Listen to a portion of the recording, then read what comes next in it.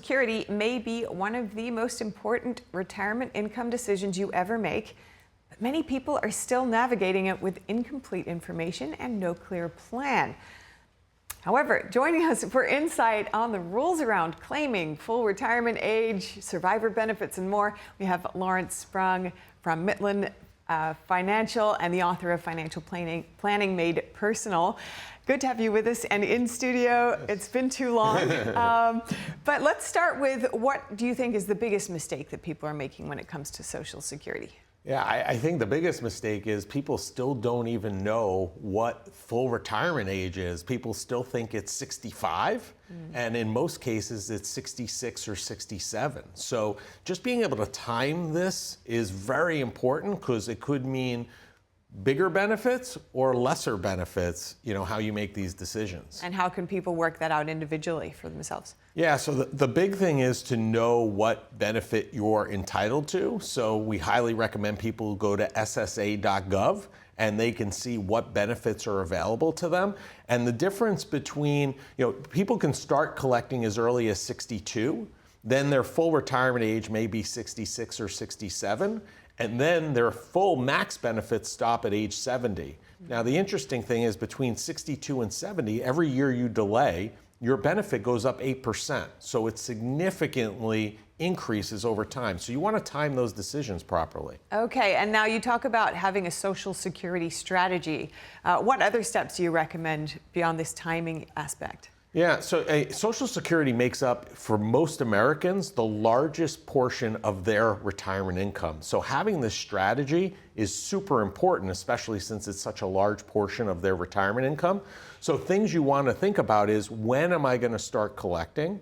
Number two is, it's not a decision just for you. It's a decision for you and your significant other, because your benefits intertwine. So I'll give you an example. We have a husband and a wife.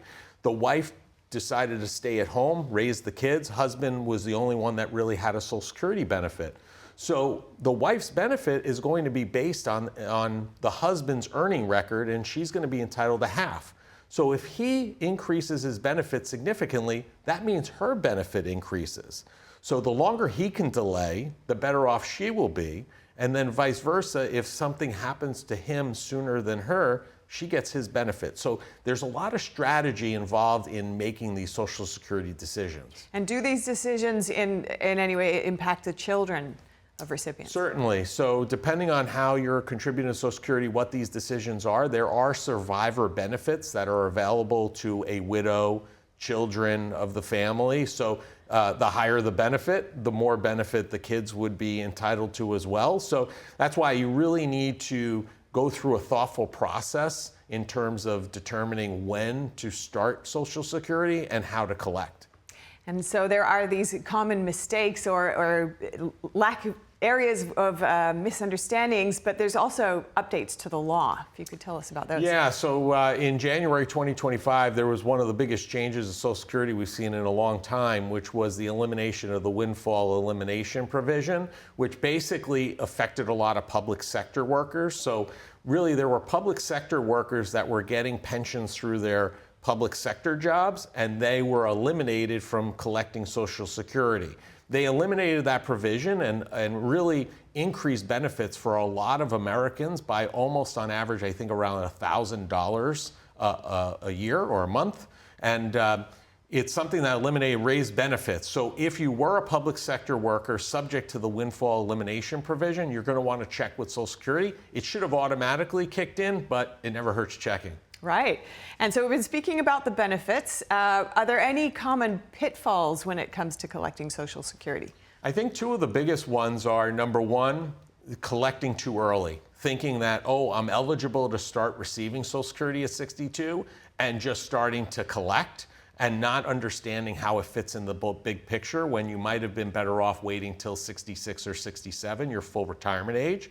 I think that's one pitfall. And then the second one is, if you are earning really any type of meaningful income and start collecting before your full retirement age, whether that's 66 or 67 for you, you will be penalized for collecting that early and earning money. Once you hit your full retirement age, you can earn as much money as you want and still collect your full Social Security benefit, But prior to that age, there are some penalties that might exist if you're still working. So you want to be aware of that, because the last thing you want to do is start collecting Social Security and find out it's significantly less because you're still working.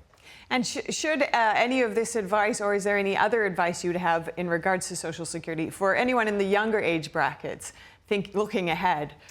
Yeah, I mean, the younger you are, I mean, you know, we've heard this for a long time that the Social Security pool is going to run out of money. Yeah. I think the younger you are, you have to be a little skeptical, not completely worried, but you have to be mindful and start thinking about how to create your own income in retirement and not fully rely on Social Security. You know, like I said earlier, it is the major portion of most people's retirement benefits. And I think those in their 20s and 30s, like my son is in his entering mid 20s, you know, we want him to be focused on creating his own retirement income. And if Social Security is there, great. If it's not, you know, I don't think it's going to go away, but it may be significantly changed over time. And what key strategies would you recommend for that? Setting aside the right amounts according to each person's individual circumstances. Yeah, put in as much money as you can as early as you can, and take the benefit of compounding interest. You know, the younger you are, the more money you put away, the more benefit you will get later on. And utilize the tools that are available to you, whether it's a 401k, an IRA, Roth is usually a great option.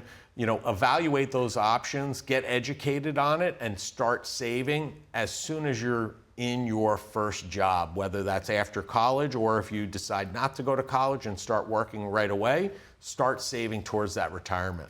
And what kind of timeline are we looking at here from your perspective in terms of the threat to Social Security?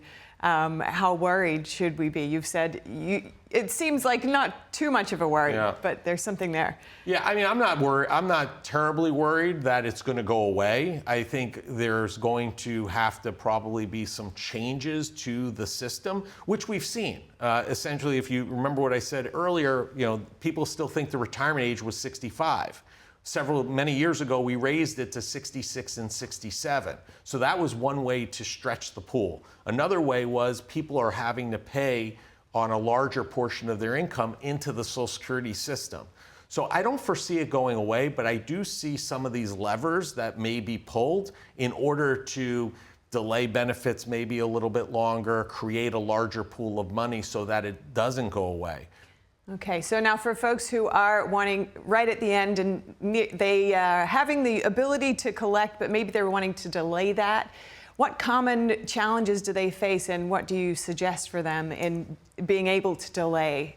Yeah, so the biggest challenge is if your Social Security benefit is, let's say, for argument's sake, $2,000 a month, and you were thinking of starting that, but now you're not because you want to delay and get a higher benefit, you have to think, where am I going to get that $2,000 a month? So you have to have another pool of assets that is going to be able to fill that void until you collect Social Security. And in many cases, if you have the ability to do that, you're usually better off delaying, getting that benefit outside of Social Security, and then delaying the Social Security to a later date.